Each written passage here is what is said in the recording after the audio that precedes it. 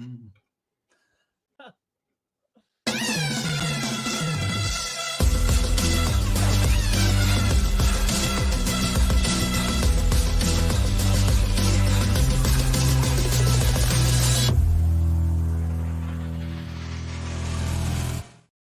Contrary to what many people are saying, this is College Football Kickoff Live. Drake Toll here from Locked On Big 12. That's Kenton Gibbs from Locked On ACC and Locked On Wolfpack. Alex Dono, Locked On Canes. Thank you for making Locked On College Football Kickoff Live your lunchtime listen every single Friday. Kenton Gibbs, the moment has finally come. You were so passionate a couple of weeks ago about Tez Walker, who was ineligible, was not allowed to play, whereas somebody can come out and say they stubbed their toe, had to move schools, and they are granted eligibility immediately. But now, finally, the right thing has been done. Tez Walker will be on the football field Saturday. Absolutely. I've talked about this ad nauseum. The first transfer he had should not have counted, period. The NCAA was trying to go so tough by the letter of the law that they didn't realize sometimes the application of these things have to be different from the reality of what's going on. Life isn't black and white. There are beautiful colors all in between. But if you want to keep it that way, it's a very feckless use of your time. And to go a step further, the governor wrote a letter, and then the attorney general of the state wrote a letter, thinly veiling the threat of a lawsuit in there. And I'm going to tell you, this sets a very dangerous precedent, because now the NCAA is basically mincemeat in terms of, oh, you made a ruling we don't like? Hey, get the governor on the phone, get the AG on the phone. We're going to get our boy active. And that's just what is going to happen from here going forward, because we've seen how political power can flex its muscle in these affairs, which is something I am wholeheartedly against. I pay the players, do what you want with all that good stuff. Keep politicians out of this thing. Yeah, Kenton, I'm right there with you. Here's a good thing that happened, but who was the person that initiated this happening, and did that go correctly? Dono, you've got now the government stepping in effectively and making sure this thing moves forward. Where do you say? Because it's a good thing, but how we got there is a little funky. Well, and another thing about how we got there is clearly the NCAA, they buckled under public and political pressure. I'm glad they finally did the right thing, but they tried to blame this on North Carolina for why now is the time that they chose to grant the waiver, which I thought was incredibly weak by the NCAA. So the NCAA is saying that, well, now we have received in the latest application new information that North Carolina had neglected or failed to give us in the previous 8 attempts that they tried to get him this waiver. And so now we have no choice but to grant it, which is like, okay, you don't think North Carolina, even before the politicians started stepping in, which I'm with you guys, I don't love that either, because the government has enough things on their plate without being forced to that they can't handle college football left and right. Like, there's plenty of other things going on in Washington, D.C. right now where this seems like a bridge too far. But I just thought with the NCAA, only the NCAA can find a way to do a good thing and still make themselves look like clowns by doing it, because trying to put it on North Carolina for why he finally gets cleared for week 6, that was one of the things that immediately I raised an eyebrow at. And I want to just say this about that whole, like, the NCAA trying to throw North Carolina under the bus thing. Say it with your chest. Say what happened and how it happened. Right. I'm a big proponent of name names or keep it on the playground. Say what was shared that was new. In previous statements, they did not share with us that this specific thing had happened. We can show the documentation and proof to prove that this thing did not happen. Yeah. And if you don't do that, then at that point, you leave it up to speculation, which I don't know if you know this, NCAA, but dating back to Brian Bosworth, the Boz and the Mohawk, you all have looked like idiots. Dating back to the creation of the word student athlete, where you did it to keep a young man from getting workers' compensation after he was permanently paralyzed on the field. You've looked like a little bit of a farce. And now we're in the end game, as Tony Stark would say, because guess what? Your days are numbered. You're heading towards the end of the road for you. And moments like this don't help, where, well, if they would have gave us the information. Is the information a lawsuit, brother? Is the information a lawsuit? You can be honest about it. You can be honest. But the information is, I didn't know that Josh Stein had it. He had a locked and loaded court briefing ready for me, and we didn't need those problems. at the end of the day, the NCAA is absolutely a clown show for, again, not saying with their chest, this is what they did wrong. This is how they did it wrong, and this is where we stand on it. We'll allow him to play, but just so y'all know, this is what we didn't have. However we got there, still huge for Tez Walker. Taking the NCAA out of it, for Tez Walker to be on the field, for Mac Brown, UNC to get this. Massive for a kid who deserved it from day one. Interesting development here. You get a car. Nope, you're a walk-on. You don't get a car. Scholarship players at Utah will all get trucks. So I love it. Urban Meyer, former Utah coach, there's a tie-in, went to Florida. He said, I treat my superstars like superstars, my dirt like dirt. The great players get steak and lobster. The bad players get hamburgers and hot dogs. Kyle Whittingham says, all my scholarship players, you get a truck. My walk-ons do not. Kenton Gibbs, we're in an era of NIL in college football where this is not shocking, but boy, it's wild. Listen, the NBA YoungBoy came out with a song called Fresh Prince of Utah, and everybody wondered why. And apparently we see why it was a parade inside his city, because everybody and their mama was getting cars. I mean, is it Kyle Whittingham or is it Oprah Winfrey in a tall white man bodysuit? We need to know. These are questions that we need to know. For those of you who don't know, back in the 90s, that was Oprah's bit. That was her thing. Everyone, reach under your seats, because I'm sure that's how it went down in Utah's team meeting. But very seriously, this is one of those moments where, honestly, I'm not mad at it at all. I'm not mad at it at all. Like, yes, I would have loved to see the walk-ons be included in it, of course. I'm just one of those guys that, the walk-ons, they get beat up on every day in practice. And then, you get beat up on, and now you got to go to your little torn-up Hyundai that's got, 80 recalls on it, and you just You and Brock Purdy both. You're driving the same car as Brock Purdy. Exactly. And then you got to look at the starting tackle that's putting your head in the dirt every play. Oh, that's a nice Ford Raptor you got there. Oh, well. But no, very seriously, I'm glad that the players are being compensated for all the value that they bring, because let's just be honest. We've talked about this plenty of times. When teams win, what happens? All of a sudden, all these new buildings start popping up around the school. Yeah. All of a sudden, all these endowments start growing. All of a sudden, all of these newfound donors want to donate, and every penny ain't necessarily going to the program. So where's the money going? Well, The money is apparently going to trucks for these players, which I'll take it. I'll buy it. I love it. Yeah, Dono, it is the Crimson Initiative, the Utah Crimson Collective that did this. Are you on board with everybody getting trucks? I mean, this seems pretty neat to me. No, I'm on board.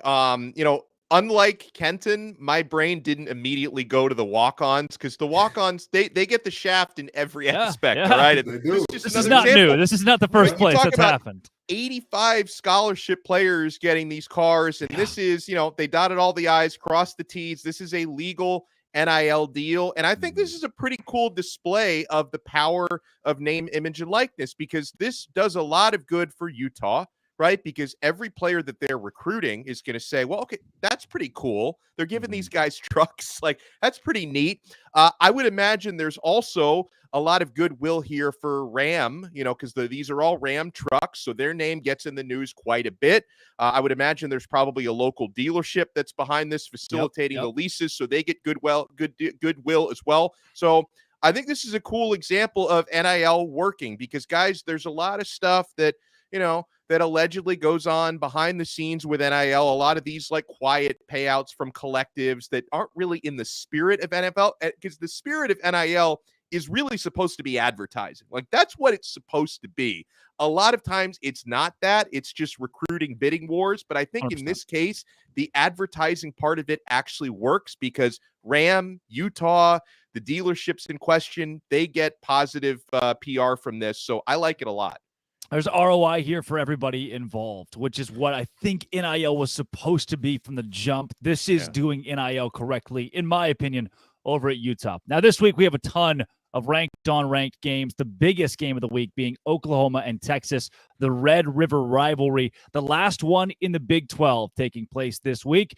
And before we take you out to Houston, we've got Jonathan Davis from Locked On Longhorns, Josh Helmer, John Williams of Locked On Sooners to break down how they think this one will go.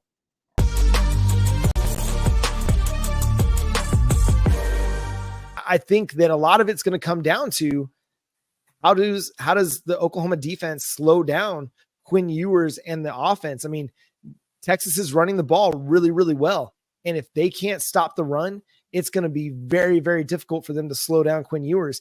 And it's not that Quinn Ewers is a bad quarterback, incapable of picking up second and longs, third and longs, but that's where Brent Venables' defense thrives.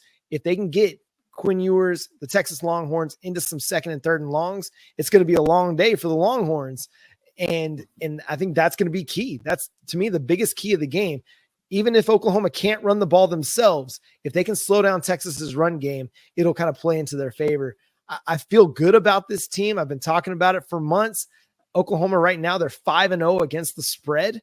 So playing really, really good. They're putting up points. They're slowing teams down. It's a good defensive team, a good offensive team. So I'm feeling great about where Oklahoma's at heading into this one, even though Texas may still be the better team. We know it's a coin flip game, right? Every single year. It doesn't matter what the rosters look like, what the trajectory of the teams look like, the records look like. Throw it all out the window, as the proverbial rivalry game would state in the rivalry book. But Jonathan, how do you see this one playing out? What's your prediction? Give it to us. Yeah, my favorite questions to ask, the $1 million questions, the questions that the fans are waiting for: who wins, who covers. Right now, FanDuel has it as Texas -6.5. I say Texas wins, Texas covers. This defense has not given up more than 24 points all year. I'm not going to disrespect them and say they're going to do it for the first time this Saturday. I actually have the exact same Alabama-Texas score, 34-24, right? I think it kind of goes the same way, maybe minus the turnovers. I don't see Dylan Gabriel throwing 2 interceptions. I think Texas takes the lead. I think Oklahoma keeps it close, even takes the lead at some point. And then I think in the third or fourth quarter, Texas kind of takes off. But it's a close game all throughout. Texas ends up winning by 10 points in this edition of the Red River Shootout. Once again, 34-24 to move to 6-0. And once again, keep controlling their own destiny en route to hopefully a Big 12 championship and a college football playoff appearance.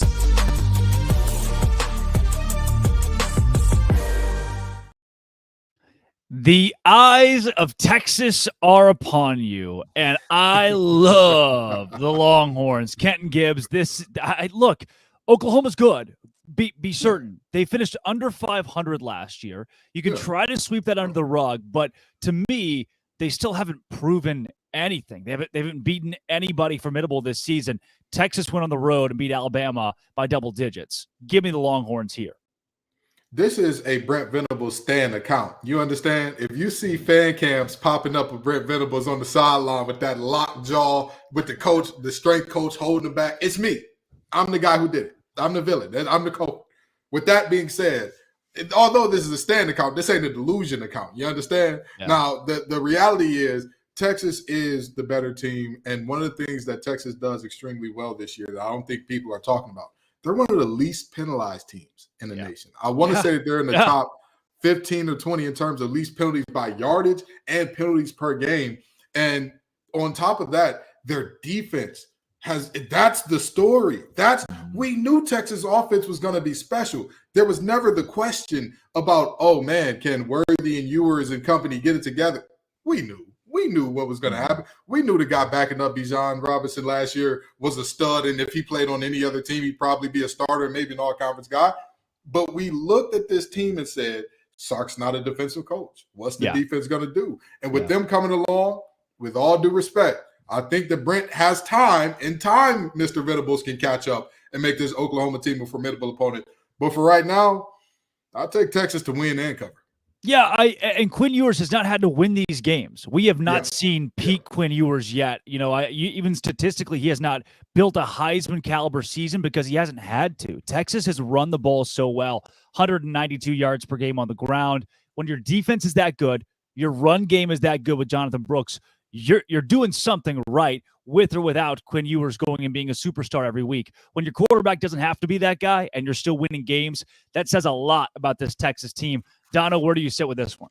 Well, it's funny. We were watching that clip with the OU hosts and the Texas hosts, and they talk about, how close this game is every year. I guess they're just pretending that last year didn't happen. Right. I know Oklahoma. I know that they John just slipped that one in there. It's like, this is a great game. Always a great game. Every year. Well, they lost 49-0 to Texas last year. I know they literally didn't have a quarterback in that game, so maybe they just pretend like that didn't happen. Now, I think Texas wins comfortably again this year. It's not going to be as comfortable as it was last year. No. I like the quarterback matchup. Dylan Gabriel's doing nice things for Oklahoma, but I give the edge to Quinn Ewers.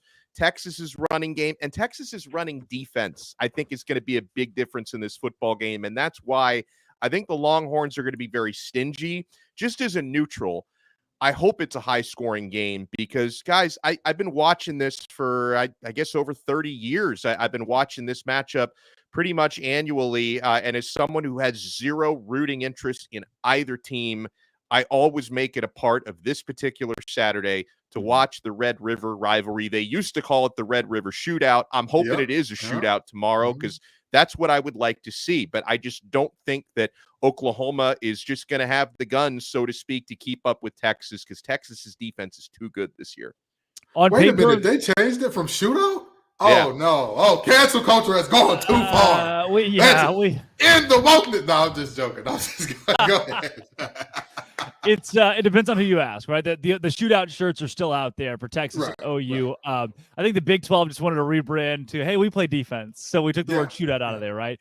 This matchup on paper, though, ESPN has a 55% chance for Oklahoma to win. A lot of the analytics favor Oklahoma, really, because of the easy schedule. That's been a big part of this. And I say easy in comparison to Texas, what Texas has done. So for OU, Texas, while on paper, ESPN and other outlets have OU winning, I think if you've watched either of these two teams play, we can all get behind the fact that Texas is the better team. And if they play to their potential, they win this game by 7, 10 points, cover the 5. Speaking of covering, we got some Sell Me Whys coming up. LSU, Missouri. This game is within a touchdown score for two ranked teams. But first, Dono. I want to talk about LinkedIn. Guys, if you're a small business owner, these days every new potential hire can feel like a high-stakes wager for your business. You want to be 100% certain that you have access to the best qualified candidates available. That's why you have to check out LinkedIn Jobs. LinkedIn Jobs helps you find the right people for your team faster and for free. Guys, I've been on the other side of it. I have gotten jobs before through LinkedIn Jobs as an employee, so I know this can work for your business. You add your job and the purple hashtag hiring frame to your LinkedIn profile to spread the word that you're hiring, and people will see it. Simple tools like screening questions make it easy to focus on candidates with just the right skills and experience so you can quickly prioritize who you'd like to interview and hire. It's why small businesses rate LinkedIn Jobs #1 in delivering quality hires versus leading competitors. LinkedIn Jobs helps you find the qualified candidates you want to talk to and faster. Post your job for free at linkedin.com/lockedoncollege. That's linkedin.com/lockedoncollege to post your job for free. Terms and conditions apply. It is time for Sell Me Why. I get worse every week. The undefeated Missouri Tigers will host Brian Kelly's LSU Tigers tomorrow at noon Eastern time, and the line has been moving in favor of Missouri after starting at +6.5 for those Tigers. Now it's down to 4. Here's John Miller of Locked On Missouri to tell you why to take Mizzou. Hey, I'm John Miller with the Locked On Mizzou podcast, and I'm here to sell you on the Missouri Tigers beating the LSU Tigers. And really, it's quite simple. Even though we all know LSU struggled defensively against Ole Miss this past weekend, what you might not know is that Missouri has had one of the elite offenses in the country the past 3 weeks, in particular in the passing game. Now, LSU obviously has a high-powered offense of its own, but Missouri's defense, I would say, is at the very least a solid unit, maybe to above average. And I really don't think the Missouri Tigers, that is, have played their best game yet. So again, if you're going to be betting on somebody, make it Missouri this weekend. It's a lot closer to a coin flip than a 6.5 point spread as it started off, now 4.5 over at FanDuel Sportsbook. So that's why I'm selling you on Missouri. All right, Donna, what do we do with this? Missouri, I mean, this wasn't just a sell me why on the spread. This was Missouri to win outright. Yeah. On the money line, baby. I don't know if I can buy this one, Dono. I can't either, even though LSU has never won in Missouri before. They've only played each other 3 times. LSU is 1-2. Their lone win in that series was in Baton Rouge. And I also, listen, LSU should not be ranked. Like the fact that they're ranked with 2 losses and virtually no defense to speak of in those losses. It's upsetting to me. However, I still can't buy it because, man, so much of guys, when I'm actually putting my money on this stuff, so much of it relies on talent. And I do believe, even though Brian Kelly tends to get in his own way a lot, LSU is still the more talented team. And that offense is going to be very tough to stop for Mizzou's defense. So I am going with LSU to get their first road victory at Mizzou and to cover that 4.5-point spread while doing it. He almost sold me. Because LSU is overrated, but I still think they get this done. Yeah. You know, I grew up going to a small church in Detroit, Michigan called Alpha and Omega Reformed Missionary Baptist Church, okay? And one song we used to sing all the time is, I am sold out. My mind is made up. And I'm made up and bought in to Coach Drink. I'm going to tell you right now, Kelly is a farce of a head coach. He is not the guy at LSU. He's not going to get it done. He has not found the ability to take any blame for anything that goes wrong down there. The problem with that is this. The players see that. And everything that head coaches do, everybody says that the program takes the temperament of the head coach. That's what's going to happen at LSU. That lack of accountability, it's going to spread. It's going to spread. Next thing you know, people are going to ask Jay Daniels, why don't you slide? Well, if the offense got more yards, maybe I'd do a better job of getting down and not having to get my clock cleaned every time. Then you ask offensive linemen, well, hey, why aren't you blocking as well for Jay Daniels? Well, if he sat back and hit his drops properly. I'm going to tell you, this is a situation where people are finally starting to see the real Brian Kelly. Because honestly, if we're talking talent, Dono, I believe that they are just as, if not slightly more talented than Florida State. But what happened in that game? Brian Kelly said, my corners keep getting dunked on. It's all right. Single high. They'll be okay out there on an island. They'll figure it out eventually. Eventually never came. Eventually was like the procrastination man from the Amanda Show. Drake told Google that. You'll find out what it is later. I saw with the lobsters, and then the lobsters would come out on the stage. Okay, all right, you got it. But I have no idea what that reference is about. But we have built a weird merge, Kenton, where Dono's too old, and somehow I'm just young enough. Just right. You know, we're like the 3 little bears in their porridge and all that good stuff. They weren't all little, Kenton. They weren't all little. I'm sorry, Mama and Papa Bear are little bears in my heart. But the reality is they're close to my heart, just like Coach Drink is close to my heart. And that guy has got me sold. I'm buying Mizzou running outright. Plus 164 on the money line from Mizzou this week. We got one guy. We got two of us. Two of us are taking LSU, and Kenton Gibbs on Mizzou. Dono almost sold. I'm splitting it down the middle with the Tigers. Yeah.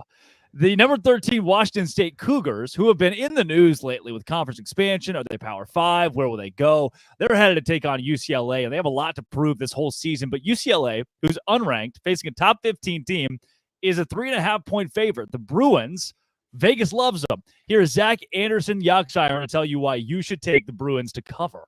The Bruins are getting the points at home versus a top 15, top 16 team against Washington State. Not unheard of, but it's doable. How do the Bruins do it? I think they're going to cover because they've got a defensive line that's most unlike the majority of the Pac-12 teams, and especially unlike anything Washington State and Cam Ward has faced this season. The Bruins have been forcing turnovers. They're in the top 25 in forcing turnovers, having forced 9. I think UCLA gets Ward down at least 3 times with 3 sacks, quite a few tackles for loss, led by Leatu Latu, and I think they forced Cam Ward to throw his first interception. All that, and I'm not sure the Cougar defensive line is as dominant as Utah's will be or was against UCLA and Dante Moore. I think Moore, after the bye, has a rebound game, and the Bruins put up some much better offensive numbers coming off a bye, just like Washington State. Hey, that's all the Bruins got to do to put up the points against the Cougars. Locked on UCLA, Zach Anderson-Yoxsimer. Go Bruins.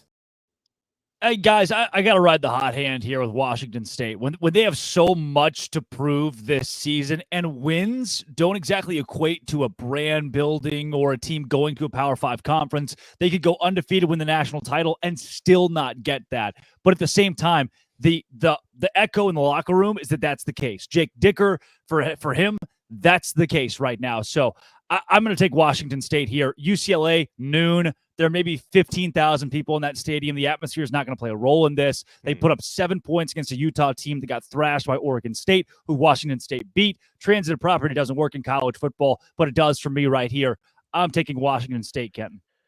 Yeah, it's always a great day for me when I get to talk poorly about King High School graduates. For those of you who don't know, I went to Cass Tech. It's a rival of King. We're rivals with one another. Dante Moore graduated from King. And I'm going to tell you this much.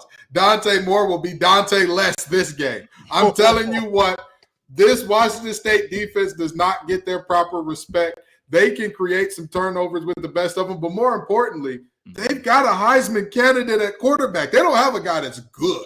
And Cam Moore, that man is a freak of nature. I look at him and I think to myself, he is what I expected De'Aaron King to be when he went to Miami, had it not been for the injuries and whatnot. When I watched De'Aaron King play when he was healthy, I see Cam Ward's get. I see the translation and the overlap right there. Two guys that are freakishly athletic, but they also have that timing and that rhythm and that, I know where the window is, where I need to hit it.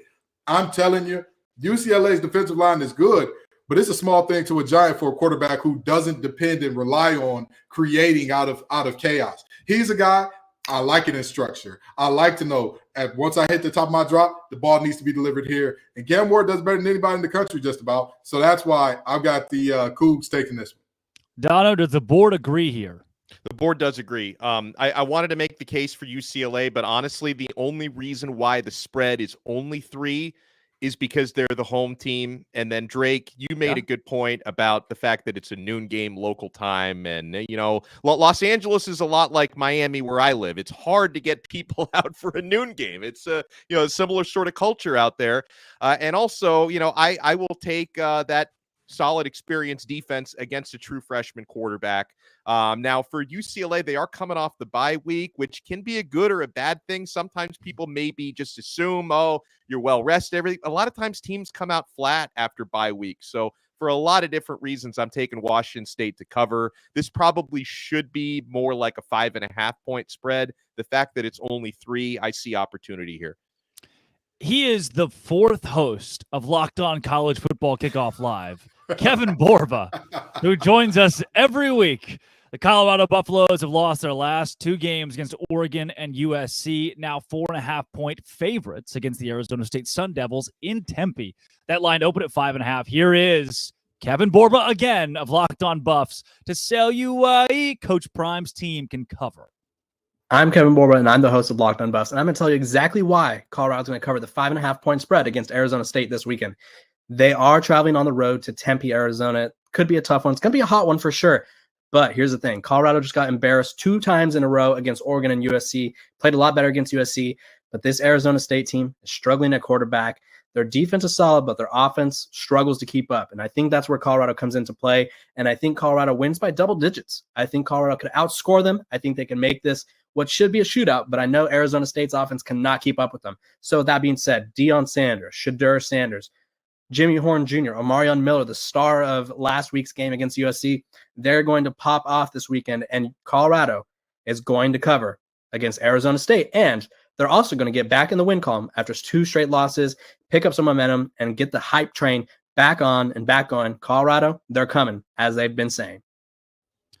Kent, now I want to get your thoughts on this one first, because here's what I see. Growing up in the SEC, I'd watch Arkansas play Alabama one week, LSU the next week, then play Vanderbilt. And it would depend. You had 2 really tough games, 2 really tough losses. You either beat the brakes off somebody, let off some steam, or you get caught up, tripped up by a team that you should beat. But when you play that easy opponent that you expect to win by a lot against, that can create issues within the locker room from a mentality standpoint. As somebody who played the game at the collegiate level, where do you sit with a matchup like this? Yeah, so in a matchup like this, it's all about the temperament of the head coach, and I know that I say it's not about your X's and O's, just your Larry's and your Joe's a lot, but that's when you actually get on the field. If we're talking about the preparation and what goes into this thing, I don't think that Coach Prime has allowed them to feel good about themselves and say, hey, this is going to be an easy one. We're going to roll in this game, even though they should. I don't think that he's allowed them to have that mentality. I mean, for Christ's sake, Arizona State self-imposed the bowl ban this year. And I imposed the ban on me dating Serena Williams as well. You know, I know that she's married to a billionaire with a child, but I imposed the ban on myself. You can't do it. You cannot do it. I said I need to be fair to the other men of the world, especially Alexi, her husband, and all that. And I said, I need to put this ban on myself, you know. So much like Arizona State, I'm banning myself from things that weren't going to happen anyway. And I don't think this game would have helped their toll to get there. I think that Colorado rose in this one, and you know, Kevin Borba, we have him on for a 6th and 7th straight week to talk more Colorado, even during their bye week. Yeah, Dono, who do you ride with this one? I ride with Colorado for the 2nd straight week. Hashtag I'm with Borba. This spread is ludicrous. Arizona State is one of the worst Power 5 teams. Like I don't care. They could be playing in Tempe. They could play in Timbuktu. It doesn't make a difference where this game is played. Colorado is going to win this game, like Borba said, at least by a couple of touchdowns. Arizona State is awful.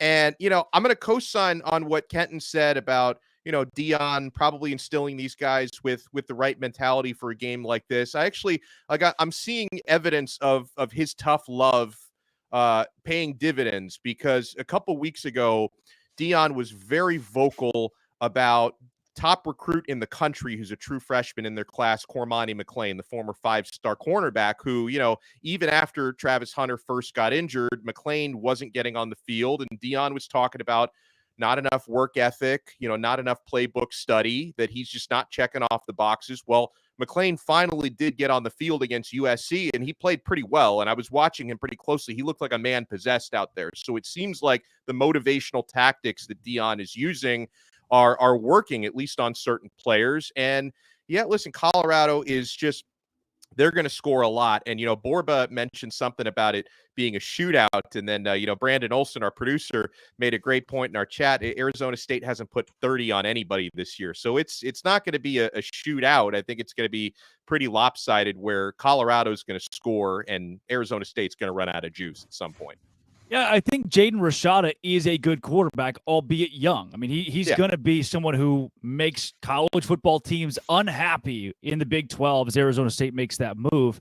Colorado defensively allows 480 yards per game. That is a lot of yards. So I can see where the shootout mentality comes from. I mean, look, Arizona State should score 24, 28 points on this Colorado defense, as most teams have been able to do here. Obviously, this is a very much an inferior opponent for Colorado, but if they score 28, Colorado scores 56, you're still covering 4. So give me the Buffs as well. The entire panel agrees. Tell you what, let's do some booms or busts. Who around the country impressed you last week? Who has lost it all? That is coming up. But first, Dono. Well, first, my friends, we have to talk about FanDuel. You can snap into action this NFL season, this college season. I mean, we've just been giving these crazy odds to you guys. You can jump into action with FanDuel, America's #1 sports book, because right now, new customers get $200 in bonus bets guaranteed when you place a $5 bet. That's $200 in bonus bets, win or lose. If you've been thinking about joining FanDuel, there's no better time to get in on the action. The app is so easy to use. There's a wide range of betting options, including spreads, player props, which I love so much, over-unders, and more. So visit FanDuel.com/lockedon and kick off the NFL season. FanDuel, official partner of the NFL. Thank you to our Italian ad reader. Boom or bust this week in college football. Look, I'll start it off with a boom team that we talked about already on this show that we have not talked about maybe yet until this week. It's the Missouri Tigers. Look, I get it. The schedule to this point has maybe not been elite. There have not been a ton of reasons to turn your eyes over to Mizzou and see what they're doing. But at the same time, they are undefeated, top 25. And Kenton, you already said it. Eli Drinkwitz is doing something at Missouri right now that the nation's not looking at, and it's kind of how they like it. This is what Mizzou does. They come in, fly under the radar, play well, and Drinkwitz, who was effectively coaching for his job, has now gone 5-0. Granted, again, their biggest wins against Kansas State. Their conference win is against Vanderbilt. They've got to prove it against LSU this week. But my boom, undefeated 5-0 Missouri Tigers, who I thought at this point could have been 3-2, especially with a disappointing loss they almost suffered to Middle Tennessee State. Kenton, who's your boom or bust? You know, I'm from the home of the player haters ball, and so I want to start off with a bust first, okay? South Carolina has continued to look worse and worse and worse throughout this season. Yeah. So much so that them playing Georgia close was a victory. I'm sorry, what? Brother, this is not a coach in year one. This is not a coach that's, hey, we're in our first year of a rebuild. We don't know what's going on. At the end of the day, I knew that there were going to be problems with that team when they were scrambling and adding defensive linemen who they said were going to be in the rotation a week before the first game. Yeah. Yeah. I knew there were going to be problems, but boy, have they appeared in a major, major way. Shane Beamer is undoing a lot of goodwill that Pops has given him on the sideline just from that last name. It is looking nasty. It is looking ugly. And I'll tell you what, we joke all the time about LinkedIn Billy. Billy might not be the only coach that ain't a coach in the SEC at the end of this season. I'm just saying. Dono, boom, bust. What do you got first? I'm going to go boom. I'm going to give you a boom 1A and a 1B because I do have to give some love to the team that I It's so cover. positive every week, Dono. It is so positive. Super I try. positive. I'm always Multiple smiling. booms. And I'm that's why I had to bring my smiling. player haters energy. I had to balance it out. All The happy Italian guy from FanDuel. I will have a bust later, but I want to give a boom to Miami. They're favored big against Georgia Tech tomorrow, so hopefully they can live up to that hype because they're supposed to win the game by 20 against a Georgia Tech team that just lost to Bowling Green last week. But I watched a lot of improvement before my very eyes. Last season, Miami had the 107th ranked offense in college football. They're up to number 7 right now. Tyler Van Dyke is very quietly the top graded quarterback in the country per Pro Football Focus right now. And the Hurricanes have the number 1 rushing defense in the country. They were dreadful at that as well last year. So I want to give some love to Miami. But I also want to give a boom staying in the ACC. I know I got Kenton's attention with this one, Locked On ACC.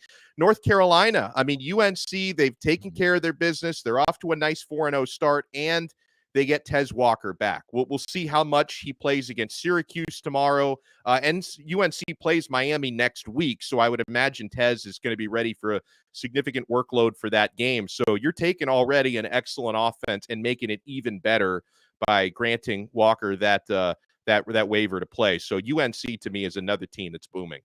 You know, there are some obvious busts as I go into mine from last week. You talk about a Houston team that's been really terrible. Even sticking in the Big 12, UCF, that fall apart against Baylor. I mean, a historic, monumental fall apart as they tried for their first Big 12 win. Then there's Arkansas, who struggled so mightily in the SEC under Sam Pittman, who's now been here 4 years. And the Florida Gators, who, it goes without saying, are just really, really bad at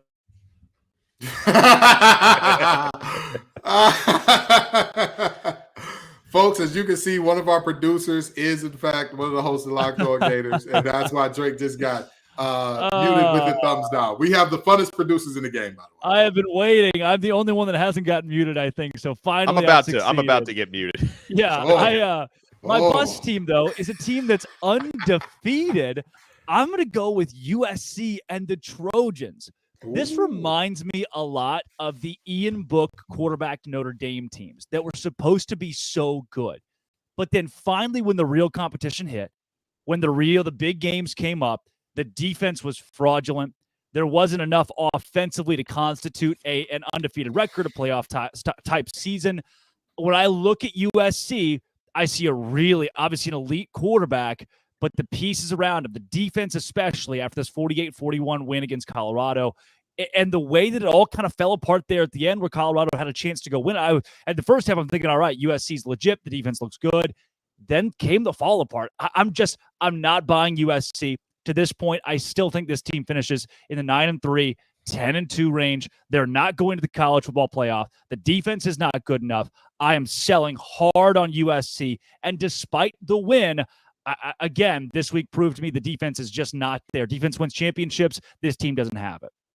So this boom is going to be very niche, and it's also going to hurt my soul to say a little bit because I hate this position.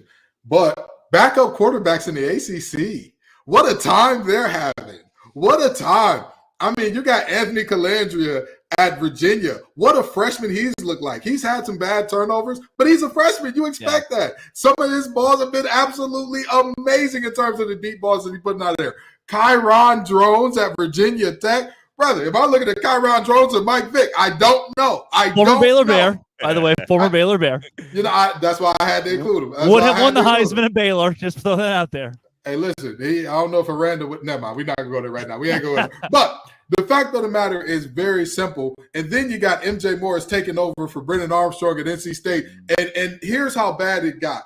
He hadn't even started or played a game yet this year, but he's still on this list for this reason. There were fans at NC State putting up missing and wanted signs for MJ Morris. Folks, I don't think y'all understand just how excited people are to see this young man get out there and do it. I'm telling you what, these backup quarterbacks in the ACC, what a time to be alive because everybody loves them. They're all playing above their heads and doing great things. I know that Calandre's been replaced by Musket again, but still, he was great when he was in there. He was exciting. He gave Virginia some hope. These backups in the ACC have put the world on notice a little bit. Dono, I can't. You already gave me 2 booms. Do you have a third, or you finally go a little negative on us to give us a bust? No, I'm going to go negative. I mean, I might get muted because how can I not go with Florida? I mean, I had that Florida Kentucky. The way that I handicapped it last week was a coin flip game. Florida, not only did they lose 33-14, they allowed one human being to rush for 280 yards and 3 touchdowns. Ray Davis is still scoring touchdowns. I had questions about Florida's offense. Now I've got even more questions about their defense. That's my bust.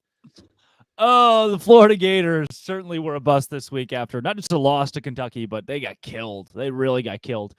Guys, let's keep a conference confidential conversation going with these leagues that have these hopes of getting 2 teams in.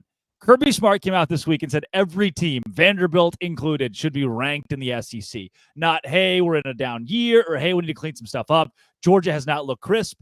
Kirby Smart's excuse, every team in the SEC is good. Maybe there's some validity to that. You just don't often hear head coaches say it. Although I don't see the SEC as a league that can get 2 teams in. I certainly don't see the Big 12 that way or the ACC. The Pac-12 seems, oddly enough, at second in this race behind the Big 10. Is there another conference that's not the Big 10 that can get 2 in, Dono, or is it only the Big 10 that can do it? Well, okay, first of all, let me address Kirby Smart's comments because, you can buy that argument some years that, the SEC, they're just beating up on each other because they're so good. They've got a losing record out of conference. So how do you reconcile that? And listen, man, I'm not saying the SEC's dead or anything like that. I'm sure they're going to continue to be. I mean, the Big Ten is obviously strengthening as well, but the SEC is going to continue to be a preeminent conference in college football. Can we just admit they're having a down year or they've had a down, half a year so far? Apparently, Mr. Smart cannot admit that, but no. And Dono, there may be only one conference, and it's the dying conference that can say they're not having a down year. I mean, when you look at the ACC's missing its powerhouse Clemson, when the Big Ten is missing, is Ohio State fraudulent? Are they good? I mean, there are some leagues right now that are trying to scratch and claw towards, hey, we're still relevant. The Pac-12 being the only one who's truly had consistency this year. Yeah, right. And that's true. But I will say, as far as getting 2 teams into the playoffs, the Big Ten looks far and away the most likely right now. Now, obviously, only one of them can win the conference championships, and Michigan and Ohio State do have a regular season matchup against one another, but they're both in the top 4, and Penn State is in the top 6. So, yeah, the odds are just in the favor of the Big Ten right now. And, I think Ohio State, who looked a little rocky at the start of the year, I think that's a situation where they're going to continue to kind of figure it out as the season goes on, and McCord is going to get more comfortable at quarterback. So I absolutely see the Big Ten as the most likely to get 2 in this year. Yeah. I 1,000% agree. And I'll tell you this much. Kirby Smart is not – he's being very unserious. Kirby has done a lot of unserious things. For example, having his defensive end, Nolan Smith, saying, y'all thought that we were a 7-win team. Nobody thought that, Nolan. Your head coach is on substances that would get you kicked out of the NCAA. You understand? That's the only way that anybody would actually have him believe that people thought you were a 7-win team, especially with your schedule. But now, moving on. The Big Ten is definitely the guys because you got Michigan, you got Ohio State, you got Penn State, you've got multiple teams that not only look good, they look dominant. They look dominant. And not only are they dominant in conference in terms of beating up on the other team, they're beating up out of conference. Out of conference, who wanted to see those teams this year? Who was saying, oh, yeah, I want to see Penn State. Oh, yeah, bring Ohio State on. Ohio State, for all the people say about them and whether or not, listen, Ryan Day embarrassed himself by going at Lou Holtz, but they got a top, 15 win in that game? Like, at the end of the day, a win is a win is a win. That's just, even if they put 10 men on the field, you can't coach the other team. That's not his job. In Marcus Freeman, you got to put your 11 out there. So the reality is the Big Ten is the only conference to me that has a shot at this thing, because the Pac-12 is defense optional. The Big 12, I don't see doesn't a exist world. this year. Let's just not talk about it. I just don't see a world where both Texas and Oklahoma get in, even though there are the two likely candidates if there were to be two teams from there. And the SEC, they're a joke this year. They're a joke. 3-6 out of conference. You're a joke. Looking terrible all throughout. Losing games that you should not. You're a joke. Because let's be honest, let's stop saying losing games you shouldn't. At a certain point, that's who you are. That's who you are. We got to accept that Money Milroe not being able to throw. That's who you are. Brian Kelly, that's who you are. Jimbo being Jimbo. That's who you are. We don't have to keep lying for these guys. Oh, it just means more. It just looks like it means just as much as it does to everybody else this year, huh?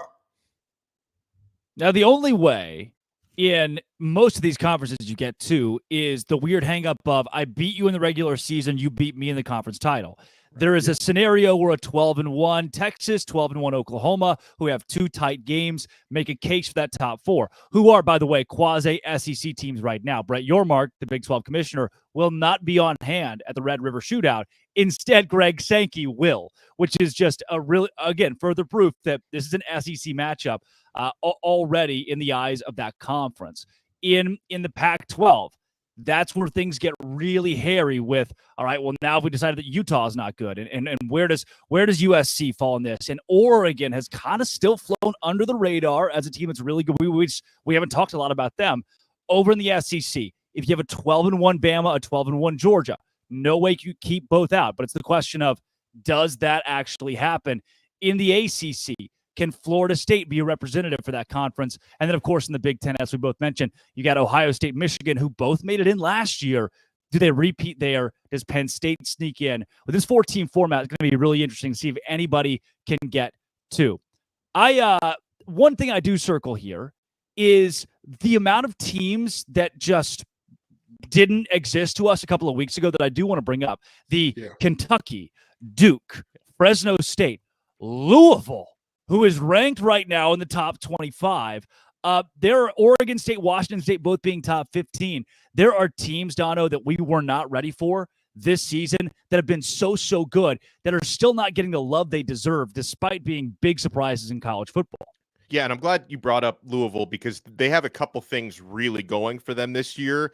Number one is they're a good football team, as I expected them to be. And, bringing back Brom to be their head coach, it seems to be paying early dividends. They've also got, by ACC standards, I believe, easiest schedule in the entire conference. Obviously, I'm going to be watching them against Miami, second to last weekend of the year. That's the toughest matchup that they have on paper. Outside of that, if they keep playing the way that they're playing, they could have a 10-2, 11-1 type of year without even really breaking a sweat. So that's definitely a team to keep an eye on, right? If they were to get to the ACC championship and face the likes of a Florida State, I wouldn't imagine it would go very well for them, but that's a good team with a cake schedule, which is a good recipe to have a great record this year. Yeah. Kenton, any of these teams that jump off the page to you as, hey, look, we're not talking about this undefeated darling right now, but maybe they make noise later on? I think that I'd have to agree with Dono and Louisville. I mean, I honestly, as much as I like Devin Leary, I don't think that Kentucky has the goods to make it through the SEC. But if they do, I think that's more of a reflection on the ACC than it is of how good they are. Ray Davis is phenomenal. He's amazing. But the reality is you can put 8 in the box and kind of neutralize that. You can put 7 in the box when they're running some spread looks, and you can neutralize that. So I think that Louisville is a team that is terrifying. And I say terrifying because I've said this on Locked On ACC, and I'll say it here.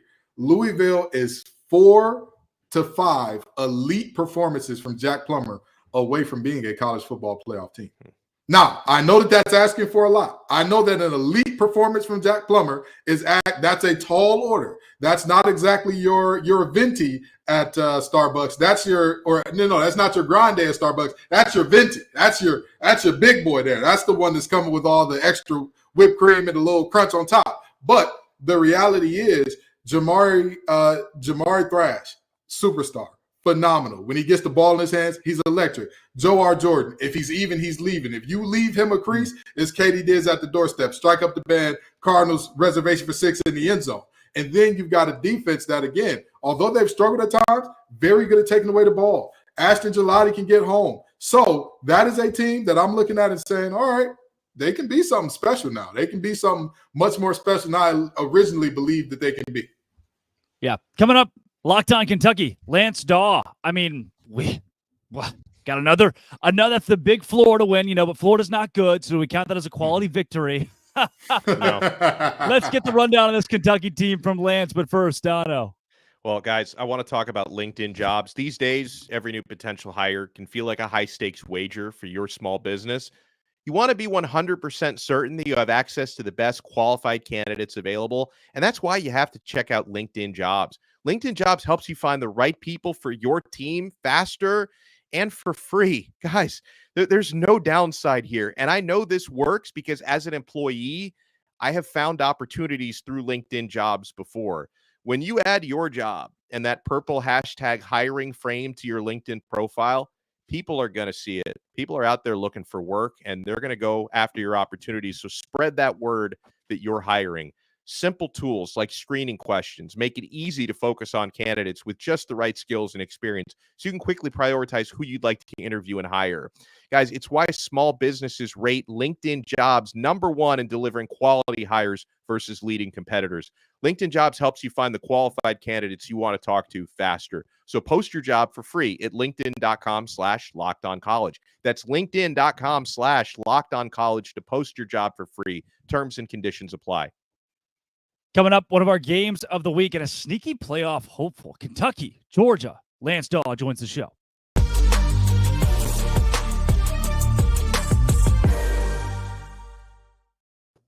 Lance Daw joining Locked On College Football Kickoff Live. Lance, look, not a lot of people nationally are giving Kentucky as much love as the Wildcats probably deserve right now. Do you agree with that assessment going into this Georgia game? I think when you look at what Kentucky's accomplished so far this season, I think it's absolutely fair to have a little bit of doubt when you take a look at Kentucky's unblemished record. Obviously, the month of September was relatively easy for UK. I mean, they scraped by Akron, Eastern Kentucky, Ball State, a couple of really easy opponents. Went over to Vanderbilt, had a couple of pick sixes really aid them in that big time win on the road, scored a lot of points. But at the end of the day, I think that looking at this Kentucky team right now, coming out of this Florida game, I think a lot of fans surrounding the team are excited about it. But go and look at that Florida game. I don't necessarily know if that's a situation where you watch Kentucky's ground game really take off. You watch Ray Davis explode for 300 or on nearly 300 yards. I don't necessarily know if that's a Kentucky strength or a Florida weakness here. And it was what you were saying a minute ago, Drake, about just how I don't really know if Kentucky has played a quality opponent up until this point. And we're going to really find out on Saturday whether or not they are worth their salt. Now, again, I want to reiterate, not a whole lot in terms of legitimate opponents that they've seen. So I don't really know if we have a ton of data to truly tell us whether or not Kentucky is capable of competing this weekend against the Bulldogs. I think after we get this game and if they somehow come out with a win, then we'll have a really good idea of where they stand. Something that I'm always curious about, Lance, is, the matchup against Brock Bowers, Carson Beck. How's that looking on paper? Well, I think right now with Kentucky and what they've got in their defense, it's not necessarily an individual that can cover Brock Bowers because, as we identified last weekend, nobody can cover Brock Bowers. Auburn tried throwing literally everyone in the kitchen sink at Bowers, and they could not find anybody to cover him. I don't think Kentucky has an individual on this team that can. Now it's just finding different ways to kind of lock him up with more than one individual. But I will say this, an area that Auburn struggled with last weekend, and I think an area that Kentucky could struggle with this weekend, is third down. Georgia went to Bowers continuously on third down, and he was always open. I'm really concerned considering Kentucky has had struggles this year getting off the field. I'm concerned that Kentucky may be in for a rude awakening on defense with Brock Bowers. It's just one of those situations where nobody can really stop him, but can you kind of limit him? I don't necessarily know if Kentucky has the dudes to do it. I don't know if the stats necessarily reflect that. So it's a major concern heading into this weekend. Yeah, and I'm sorry for bigging up Louisville so much here in this last segment. I know it hurt your heart a little bit to hear that.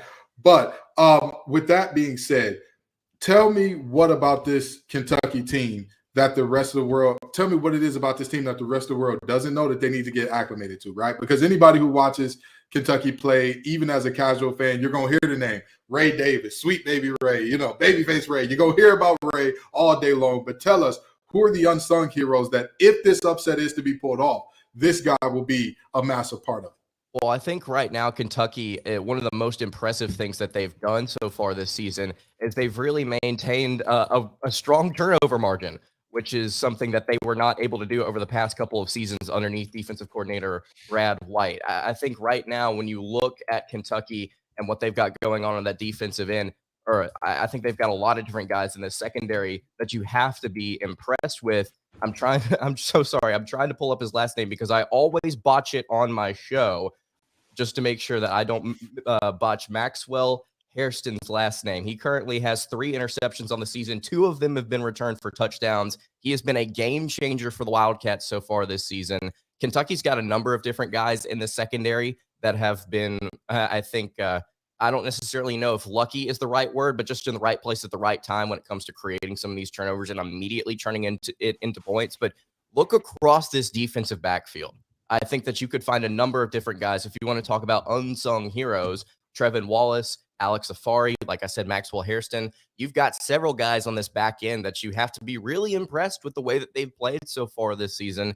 I think Kentucky and their secondary is maybe a little bit underrated so far this year. And I think it could be a big help for them in some conference games, maybe some more home games here where they start to create some turnovers and it really starts to create a gap between them and whoever the opponent is, because Kentucky has proven if you're going to give us the takeaways, we will cash them in for points. And they have made people really pay for that. So I would have to go with the secondary as a whole, but Maxwell Hairston has been an excellent, excellent player.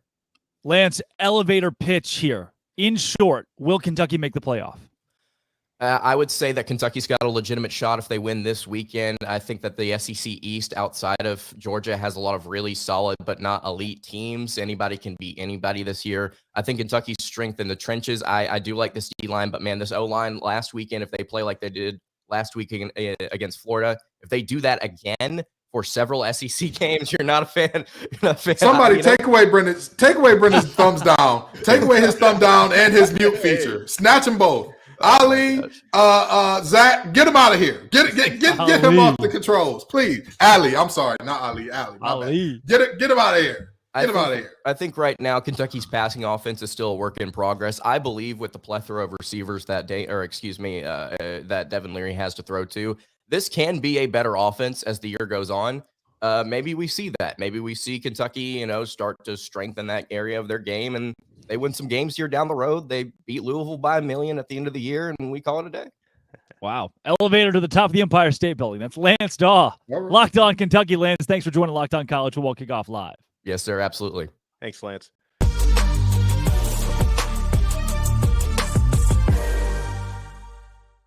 All right, quickly before we get out of here, guys, the biggest games of the week, let's pick them.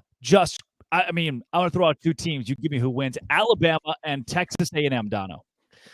Alabama is going to win that game. I would like to see Texas A&M win it to kind of inject some new blood. I think Milroe's going to be good enough. And I know Max Johnson played well last week. He's taken over for Connor Wigman, who's out for the year. But Johnson, I don't think has enough mobility. I think that's going to be something that hurts Texas A&M down the road. And they're not winning this game. I'm going with Bama.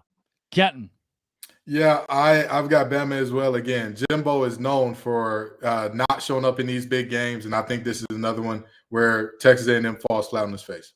A&M already got its home win against Alabama a couple of years ago. It's not happening again. Alabama wins it. Oklahoma, Texas, Kenton. Texas, hook 'em horns. I think that Oklahoma will put up a good fight. I think that it'll be closer than many people think it'll be, but too much Quinn Ewers. I think that he has his Heisman moment in this game and kind of inserts himself into that conversation. Texas covers the 5 points for me, Dono. Yeah, I think Oklahoma puts up a good fight for 2.5 to 3 quarters, and then the Horns pull away. LSU and Missouri, give me the Tigers of LSU, Kenton. Listen, y'all heard me. I'm with Drink. I'm with my guy Eli Drinkwitz because again, there's only one coach in this game who has not snatched defeat from the jaws of victory so effortlessly at such a high clip. And his last name ain't Kelly. He's not part of the Tiger family. He's just a Missouri Tiger. Dono? Point well taken, but I'm going to go with the Tigers of the Bayou Bengal variety still to win a close one. Kentucky and Georgia, just for fun. Give me the Wildcats this week on the road because at some point the magic has to run out. Georgia's been just they've been bad in a couple of games despite winning. I'm going to take Kentucky despite you guys likely not, Kenton. Here's the thing. I'm with you when you're right, Drake. I'm with you when you're right. And let me tell you this. I feel like they're one Devin Leary breakout game away from beating Georgia. But I'm not sure if Devin Leary delivers a breakout game here. I thought the last week would be the week, and he was good. He wasn't great last week. I got Georgia winning a close one, but don't be surprised if Drake comes over here with his shades talking about he bought receipts, baby, next week.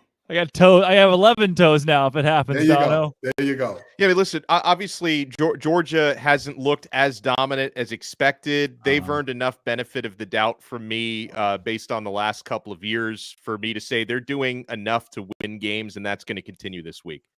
I love it. That Kenton Gibbs from Locked On ACC and Locked On Wolfpack, Alex Dono of Locked On Canes. I'm Drake Toll from Locked On Big 12. Thanks for making this your lunchtime listen every single Friday. This has been and always will be Locked On College Football Kickoff Live.